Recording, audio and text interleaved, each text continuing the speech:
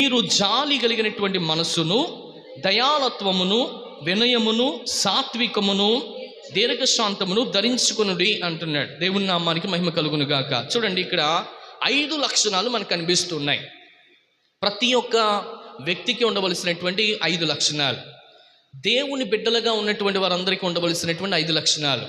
అంత మాత్రమే కాకుండా ఏమంటే పరిశుద్ధతను కలిగి జీవించేటువంటి వారికి ఉండవలసినటువంటి 5 లక్షణాలు ఏంటంటే, మొట్టమొదటగా మీరు ధరించుకోవాలి అంటున్నాడు. ఏం ధరించుకోవాలి? వాస్తవానికి ధరించుకోమంటే చాలామంది స్త్రీలు ఏం ధరించుకుంటారో మనకు తెలుసు, పురుషులు ఏం ధరించుకుంటారో మనకు తెలుసు. పురుషులైతే ఒక షర్టు ప్యాంటు ధరించుకుంటారు, స్త్రీలైతే ప్రియ దేవుని బిడ్డలారా గమనించండి, వారికి ఉన్నటువంటి వస్త్రాలను ధరించుకుంటారు. అంత మాత్రం కాకుండా పురుషులు స్త్రీలు కలిసి ఏం ధరించుకుంటారు అంటే ఉంగరాలు ధరించుకుంటారు. లేకపోతే మనకి ఏం ధరించుకుంటాం చెప్పండి? బంగారపు చైన్లు ధరించుకుంటాం, అవునా కదా? ఇప్పుడు ధరించుకోవడం వేరు, అంత మాత్రమే కాకుండా ప్రియ దేవుని బిడ్డలారా గమనించండి, మోయడం వేరు. ధరించుకోవడం వేరు, మోయడం వేరు. ఇప్పుడు ప్రభు అంటున్నాడు, మీరు నా బిడ్డలు కనుక, మీరు పరిశుద్ధులు కనుక, పరిశుద్ధులుగా ఉన్నవారు, నా బిడ్డలు అనబడిన వారు, నా వారసులు అనబడిన వారు మీరు ఏం ధరించుకోవాలంటే నా బుద్ధుల్ని ధరించుకోవాలంటున్నాడు. ఆయనకున్నటువంటి ఆ యొక్క బుద్ధి ఏంటి, లేకపోతే ఆయనకున్నటువంటి అర్హత ఏంటి, ఆయనకున్నటువంటి ఇండివిజువాలిటీ పవర్ ఏంటి అనే విషయాన్ని చూడగలిగితే, పరిశుద్ధాత్మ దేవుడు ఈ మధ్యాహ్న సమయంలో మనకు సెలవిస్తున్నటువంటి మొట్టమొదటి మాట, మీరు జాలి కలిగినటువంటి మనసును ధరించుకోండి అంటున్నాడు. దేవుని బిడ్డలకు ఉండవలసినటువంటి మొట్టమొదటి లక్షణం జాలి కలిగినటువంటి మనసు ఉండాలి. ఈ ఉదయకాల సమయంలో జాలి కలిగినటువంటి మనసు మనకుందా? జాలి అంటే చెప్పమంటారా ప్రియ దేవుని బిడ్డలారా? ఒక చెట్టు క్రింద ఒక ఆయన చలిలో వణికిపోతున్నాడు. ఒక చెట్టు కింద ఒక ఆయన అన్నం లేకుండా 4-5 రోజుల నుంచి అలాగే ఉన్నాడు. దూరం నుంచి వెళ్తూ, అయ్యో వస్త్రాలు లేవా, అయ్యో ఆహారం తినలేదా అని మనము అయ్యో అనుకోవడం వేరు. అయ్యో అనుకోండా అనే దాన్ని ఏమంటారో తెలుసా? మన కనుదృష్టి పడింది కనుక, మనం అక్కడికి వెళ్ళాం కనుక, అయ్యో అనేటువంటి సంబోధన చేసి వారిని ఏం చేస్తాం చూసాం కనుక, ఆ మాటని, ఆ సంబోధనని మనం ఏమంటామనంటే జాలి అంటాం, అవునా కదా? జాలి కలగడం వేరు. ఈ రోజున ప్రియ దేవుని బిడ్డలారా గమనించండి, జాలి వేరు. ఈ రోజున మనం కూడా ఏం కలిగి ఉండాలో తెలుసా? జాలి కలిగినటువంటి వారంగా ఉండాలి అంటాను. ఏమనాలి చెప్పండి? జాలి కలిగిన వారంగా ఉండాలి. ఏమంటే యేసుక్రీస్తు ప్రభు వారు మన మీద కూడా ఏం పడ్డాడో తెలుసా? జాలి పడ్డాడు. నిజంగా చెప్పగలిగితే ఆ చెట్టు కింద ఉన్నటువంటి వాడు ఏ విధంగానైతే ఉన్నాడో, ఏమి లేదా ఆహారం లేకుండా, అంటే ఈ లోకాన్ని మనం కూడా అనుభవించుకోగలిగితే చాలామందికి వాక్యం లేకుండా, జీవాహారం లేకుండా, జీవజలం లేకుండా కదండి, నిజంగా సరైనటువంటి వసతులు లేకుండా, యేసుక్రీస్తు ప్రభు వారి యొక్క ప్రేమను తెలుసుకోకుండా, లేదా యేసుక్రీస్తు ప్రభు వారి యొక్క పరిశుద్ధతను తెలుసుకోకుండా, లేదా యేసుక్రీస్తు ప్రభు వారు పిల్లలమేనండి అనే వారంగా చెప్పుకుంటున్నామే తప్ప నిజమైనటువంటి పిల్లలు కాను కనుక. ఎందుకని? వారు ఎక్కడున్నారు ఇప్పుడు చెప్పండి? నిజంగా చెప్పాలంటే చెట్టు కింద ఉన్నారు కనుక. వాస్తవానికి మనం చూడగలిగితే, అంటే ఇక్కడ చెట్టు కింద ఉన్నవాడిని తక్కువ అంచనా వేయకూడదు, అంటే వాడి పరిస్థితి అలా ఉంది. ఈ రోజున మనల్ని కూడా మనం చూసుకోగలిగితే, మనకి కూడా చాలా అన్నీ ఉన్నాయి కదా. నాకేంటి తక్కువ? నాకు ఆస్తి ఉంది, అంతస్తు ఉంది, బ్యాంక్ బ్యాలెన్స్ ఉంది, నాకు ఇది ఉంది, నాకు అది ఉందని మనం ఇంత కూడా చెప్పుకుంటూ వెళ్తున్నాం. కానీ వాస్తవం చూడగలిగితే నిజంగా మనకంటే వాడి చాలా గొప్పోడు. వాడిని ఎవరన్నా చూసి జాలిపడి వాడికి అన్నం పెడుతున్నారు, జాలిపడి వస్త్రాలు ఇస్తున్నారు. మిమ్మల్ని నన్ను చూసి ఎవరు జాలి పడుతున్నారు? యేసు ప్రభు వారు చెప్పిన మాట ఏంటనంటే, మీరు మొట్టమొదటిగా నా పిల్లలు అయితే, మీరు పరిశుద్ధులైనటువంటి దేవుని బిడ్డలుగా మీరుంటే, మీరు మొట్టమొదటిగా చేయవలసినటువంటి పనులు తెలుసండి, మీరు జాలి కలిగినటువంటి మనస్సును కలిగి ఉండండి అన్నాడు. జాలి కలిగిన మనసు ఎవరిది అని అంటే, ఈ లోకంలో ఎవరికి జాలి లేదు నాకు తెలిసి. ఎవరికైనా జాలి ఉందా? జాలి లేదు ప్రియ దేవుని బిడ్డలారా. ఏదో అక్కడక్కడ జాలి ఉంది, అక్కడక్కడ జాలి కలిగినటువంటి మనుషులు ఉన్నారు. కానీ మీరు చూపించేటువంటి జాలికి, దేవుడు చూపించేటువంటి జాలికి చాలా తేడా ఉంది, అవునా కదా? అందుకనే ప్రేమ కలిగినటువంటి తండ్రి, కృప కలిగినటువంటి తన యేసుక్రీస్తు ప్రభు వారిని ఈ లోకంలోనికి ఆయన మన కోసం ఏం చేస్తారో తెలుసా? పంపించాడు. ఆయన జాలి కలిగి ఈ లోకానికి ఏం చేస్తారో తెలుసా? మన కోసం పంపించాడు. మన దీనస్థితిని చూసి యేసయ్యను పంపించాడు. మన యొక్క పరిస్థితిని చూసి యేసుక్రీస్తు ప్రభు వారిని లోకానికైనా తీసుకుని వచ్చాడు అనే విషయాన్ని ఇక్కడ మనం చాలా జాగ్రత్తగా గమనించాలి. కనుక మొదటగా మనం చూడగలిగితే జాలి కలిగినటువంటి మనసు ఉండాలి. రెండోదిగా మనం చూడగలిగితే ఇక్కడ అంటున్నటువంటి మాట, దయాళత్వాన్ని కలిగి ఉన్నటువంటి వారంగా ఉండాలి. చెప్పండి ఏంటంట? దయాళత్వం. చెప్పాలి, కొంచెం స్పీడ్గా ఉండాలి. దయాళత్వం. దయను చూపించే వారంగా ఉండాలి. Let me explain one thing. ఇందాక మనము అక్కడికి వెళ్ళి జాలి పడ్డాం వాడి మీద, అంతేగాని వాడికి భోజనం పెట్టామా? పెట్టలేదు. అర్థమవుతుందంటే చూసాము, అక్కడ స్థితిని గమనించాము, అంతే తప్ప మనం వాడికి భోజనం పెట్టలే. ఇంకొకటి, మనము వాడికి వస్త్రాన్ని ఏమాత్రం కూడా ఇవ్వలే. ఇప్పుడు మనం ఏమనుకుంటాం తెలుసా అండి, ఇంటికి వచ్చి అయ్యో మనం అన్నం తింటున్నప్పుడు వాడు గుర్తొచ్చాడు కనుక ఇప్పుడు మనం అన్నం తీసుకువెళ్ళి మనం ఏం చేస్తున్నాం తెలుసా అండి, బాక్స్లో పెట్టుకొని తీసుకువెళ్తున్నాం. వాడికి వస్త్రం లేదు కనుక ఇప్పుడు వస్త్రాన్ని కూడా ఏం చేస్తుంది తెలుసా అండి, కవర్లో పెట్టుకొని తీసుకుని వెళ్తున్నాం. ఇందాక జాలి వేరు, ఇప్పుడున్నటువంటి దయ వేరు. జాలి వేరు, దయ వేరు. యేసుక్రీస్తు ప్రభువారు అయినటువంటి బిడ్డలైనటువంటి వారికి జాలి ఉండాలి. రెండోదిగా ఏముందో తెలుసండి, దయ కూడా ఉండాలి. చూసి వచ్చే వారంగా ఉండకూడదు, దాన్ని చేసి వచ్చేటువంటి వారంగా ఉండాలి. వారికి సహాయపడేటువంటి గుణలక్షణాలు కలిగినటువంటి వారంగా ఉండాలి. ఎవరిది అటువంటి గుణం అంటే, యేసుక్రీస్తు ప్రభువారు ఇందాక రాశాడు కదా, ఆయన రాశాడు, మొట్టమొదటి వచనంలోనే రాశాడు. ఏమంటున్నాడు ఆయన? మీరు ఆయన పిల్లల అగుటకు, లేకపోతే అంటున్నటువంటి మాట, కాగా దేవుని చేత ఏర్పరచబడినటువంటి వారును పరిశుద్ధులను ప్రియులైనటువంటి వారందరికీ తగినట్లుగా అన్నాడు. తగినట్లుగా అంటే ఆయనకు తగినట్లుగా, ఆయన హోదాకు తగినట్లుగా, పరిశుద్ధుడైనటువంటి దేవునికి తగినట్లుగా బిడ్డలుగా ఉండాలి. తగినట్లుగా మనం జీవించేటువంటి వారంగా ఉండాలి. సో అలా జీవించినప్పుడు ఆయన దయ మనకు కూడా ఇంకొంత కలుగుతుంది. నిజంగా చెప్పండి, మీ అంతటా మీరే అలా దాన ధర్మాలు చేసి వచ్చేస్తారా? లేకపోతే ఏదన్నా చూస్తేనే మీకు మనసులో పెట్టాలి, చేయాలి అనేటువంటిది కలుగుతుందా? మనం చూసినప్పుడే జరుగుతుంది. ఒక్కోసారి దేవుడు చూపిస్తాడు, చూపించినప్పుడే దయ కలుగుతుంది. చూసారా, చూపించినప్పుడే మనకి ఏం కలుగుతుంది? మన హృదయంలో కదండి ఏం కలుగుతుంది? అక్కడ బైబిల్ ఉంది, జాలి కలుగుతుంది. ఈ జాలి, దయ ఎవరి వల్ల కలుగుతుందంటే ఆయన వల్లే కలుగుతుంది. యేసుక్రీస్తు ప్రభువారికి చాలా నామాలు ఉన్నాయి. యేసుక్రీస్తు ప్రభువారికి చాలా పేర్లు ఉన్నాయి.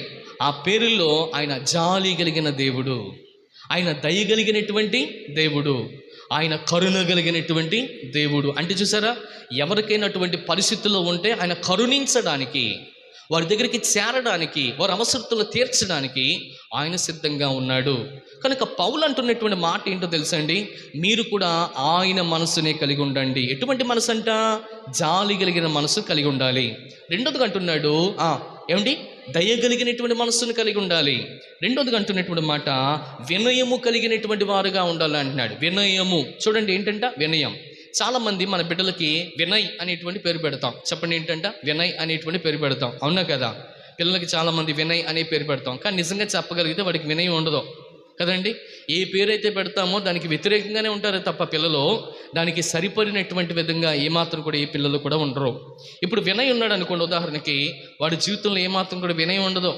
వినయం అంటే ఏంటో చెప్పమంటారా? పెద్దలకు లోబడ్డం, దేవుణ్ణి గౌరవించడం, సంఘానికి రావడం, సంఘంలో ఉండడం, ఈ విధమైనటువంటి కార్యక్రమాలు చేసేటువంటి వారంగా ఉండాలి.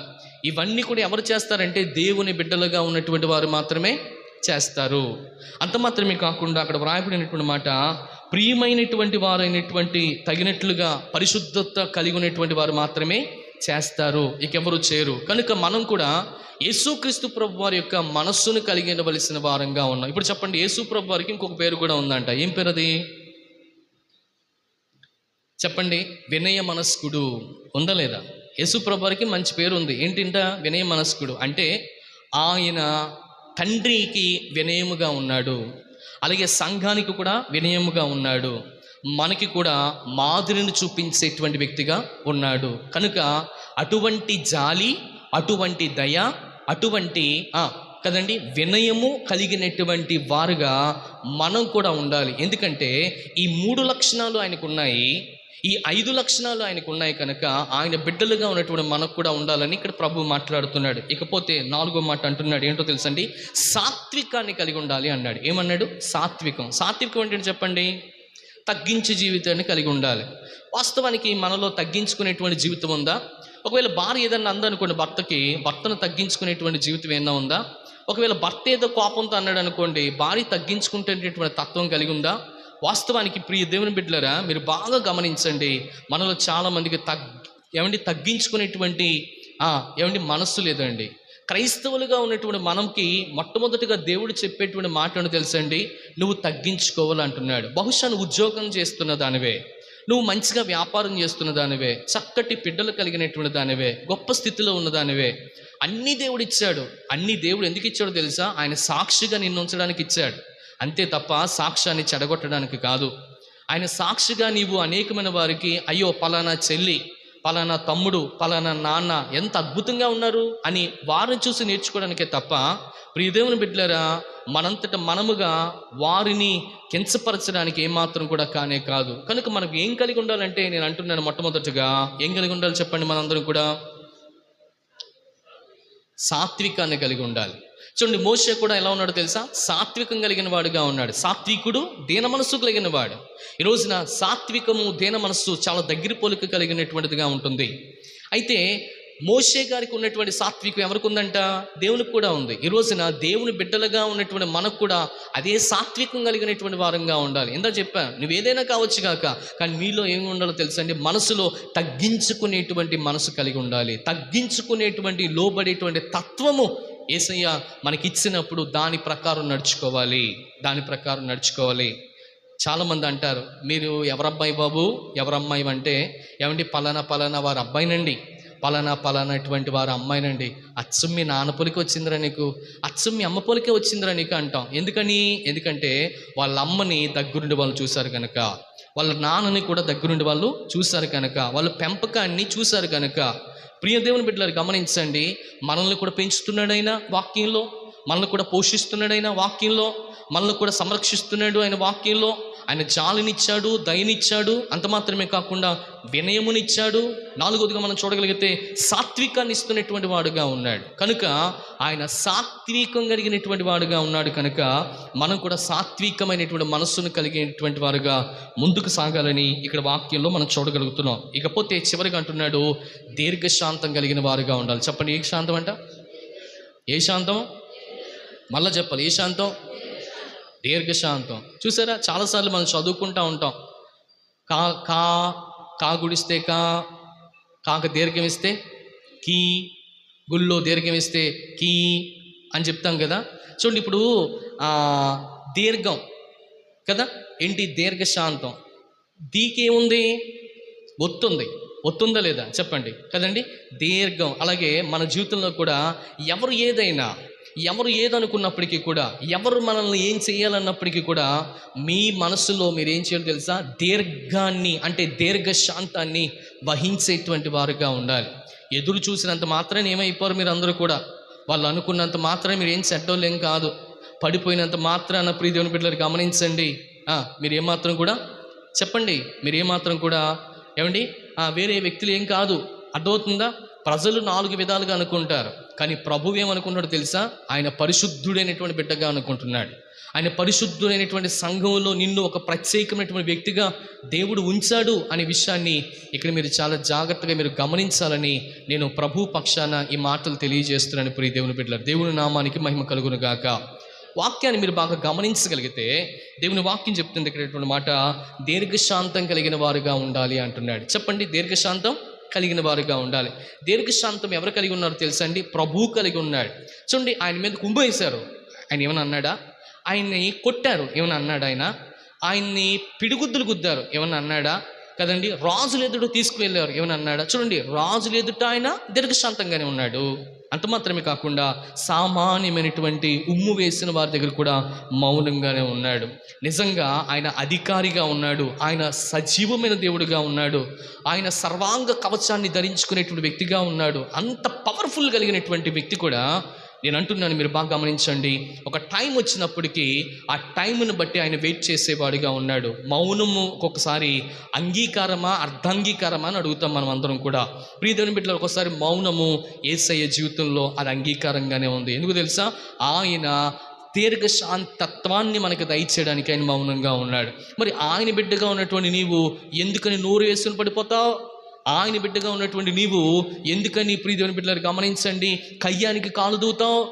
ఆయన బిడ్డగా ఉన్నటువంటి నీవు, ఆయన పరిశుద్ధతను ధరించుకున్నటువంటి నీవు ఎందుకని నీ జీవితంలో, ప్రియ దేవుని బిడ్డలు గమనించండి, అనేకమైనటువంటి పనికి మాలినటువంటి గొడవలకు వెళ్తున్నావు? కనుక దీర్ఘశాంతాన్ని వహించేటువంటి వారుగా ఉండాలి. ఇప్పుడు ఇక్కడ అంటున్నటువంటి మాట, పౌలు కొలస్సీ సంఘానికి వ్రాస్తూ అంటున్నాడు, మీరు జాలి కలిగినటువంటి మనస్సును, దయాలత్వమును, వినయమును, సాత్వికమును, దీర్ఘ శాంతమును ధరించుకోవాలి అంటున్నాడు. చెప్పండి ఏంటంటండి? మొట్టమొదటిగా ధరించుకోవాలి. ఎన్ని ఉన్నాయి ఇప్పుడు చెప్పండి? 5 ఉన్నాయి. ఇవన్నింటినీ కూడా మీరు ధరించుకోవాలి. నేను అంటున్నాను, బాగా వినండి. మీరు ధరించుకోవాల్సింది పట్టు వస్త్రాలు కాదు. మీరు ధరించుకుంది కదండి 9.6 కేడిఎం బంగారం కాదు. మీరు ధరించుకోవాల్సింది షూట్స్, బూట్లు కాదు. మీరు పెట్టుకోవాల్సింది రేమన్కి సంబంధించినటువంటి షూట్లో ఏమండి రిబ్బకాక్ షూస్కో కాదు. దయచేసి గమనించండి. మీరు ధరించుకోవాల్సినవి కొన్ని ఉన్నాయి. లోకంలో ఉన్నటువంటి వారు, దేవుని విషయంలో ఉన్నటువంటి వారు ధరించుకోవాల్సినవి కొన్ని ఉన్నాయి. అవి దేవుడు చెప్పాడు. మొట్టమొదటిగా మీరు ఈ 5 లక్షణాలని మొట్టమొదటిగా ధరించుకోవాలి. బహుశా ఈ ఉదయకాల సమయంలో ప్రభు మీతో మాట్లాడుతున్నటువంటి మాట ఏంటో తెలుసా? ఈ 5 లక్షణాలు ఒకవేళ మీలో లేకపోతే మీరు దేవుని బిడ్డలుగా ఉండడానికి ఏమాత్రం కూడా అర్హులు కాదు. ఆయన ప్రేమను చాటించడానికి, ఆయన పరిశుద్ధతను వివరించడానికి మనము అనర్హులమే అనే విషయాన్ని నేను ఖండితంగా ప్రకటన చేస్తున్నాను. కనుక మనకి ఈ 5 లక్షణాలు ఉండాలి. ఈ 5 లక్షణాలు ఎవరిలోనైతే ఉంటున్నాయో వారు మాత్రమే ఆయన బిడ్డలుగా ఉండబడతారు, ఆయనకు ఇంపైనటువంటి వారుగా పిలువబడతారు. కనుక మనకి కావలసింది నేను చెప్పాను కదా, ఈ లోక సంబంధమైనటువంటివి వస్త్రాలు కాదు, ఈ లోక సంబంధమైనటువంటి ధనము కాదు, ఈ లోక సంబంధమైనటువంటి బంగారం కాదు. కానీ ఆయన బిడ్డలుగా ఉండడానికి మనం ధరించుకోవాల్సినటువంటి ప్రాముఖ్యమైనటువంటి విషయం ఏదైనా ఉంది అని అంటే ఏంటో తెలుసండి? ఆయనను ధరించుకోవడం. ఈ 5 లక్షణాలు ఎవరిలో ఉన్నాయి తెలుసా? ఆయనలో ఉన్నాయంట. ఈ 5 లక్షణాలు ఉన్నవారు ఏమవుతారో చెప్పంటారా ప్రియ దేవుని బిడ్డలారా? ఆయన కొరకు నిలబడేటువంటి సాధనాలుగా ఉంటారు. ఎలా నిలబడతాడు అంటే ఒక సైనికుడిగా నిలబడతాడంట. చెప్పండి ఎలాగంట? ఒక సైనికుడిగా నిలబడతాడంట. చూడండి, సైనికుడు ప్రియ దేవుని బిడ్డలారా గమనించండి. వాళ్ళ బాస్ ఏదైతే చెప్తాడో అదే చేస్తూ ఉంటాడు. అవునా కదా? ఆయన ఏ మార్చ్ పాస్ట్ అయితే చేస్తాడో ఆయన కూడా అదే చేస్తాడు. వాళ్ళ రాజు ఏదైతే చెప్తాడో అదే చేస్తాడు. వాడు సైన్యాధిపతి ఏదైతే చెప్తాడో అదే చేస్తాడు. బాగా వినాలి. వారికి మించింది ఏమాత్రం కూడా చేయడు. అలాగే దేవుని బిడ్డలుగా ఉన్నటువంటి మీరు దేవుని చెప్పింది మాత్రమే చేయాలి. దేవుని చెప్పినటువంటి మాట మీరు వినగలిగితే దేవుడు మీ జీవితాల్లో కూడా కార్యాన్ని చేస్తాడు.